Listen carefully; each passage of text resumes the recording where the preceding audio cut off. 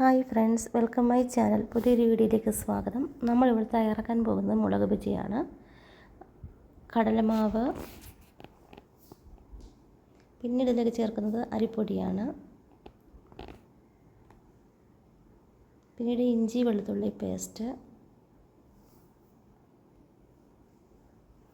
അല്പം മുളക് പൊടി, ആവശ്യത്തിന് ഉപ്പ്. പിന്നീട് ഇതിലേക്ക് അല്പം സോഡാപ്പൊടി ഇട്ട് കൊടുക്കുന്നുണ്ട്.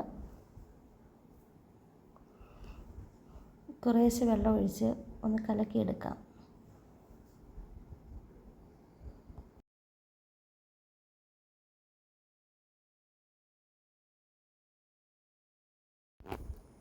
ഈ പരുവത്തിൽ വേണം നമ്മൾ മാവ് കലക്കിയെടുക്കാൻ.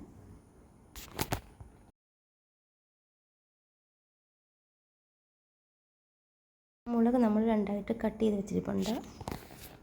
ഒരു ചട്ടി ചൂടായ ശേഷം വെളിച്ചെണ്ണ ഒഴിച്ച് കൊടുക്കാം.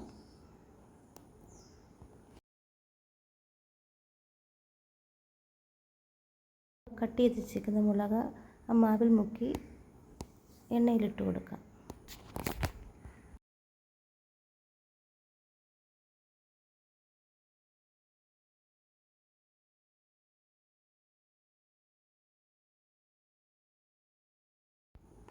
ഇതിൻ്റെ ഒരു ഭാഗം മുരിഞ്ഞ് വന്നിട്ടുണ്ട്. ഇനി നമുക്ക് മറുവശം കൂടെ തിരിച്ചിട്ട് കൊടുക്കാം.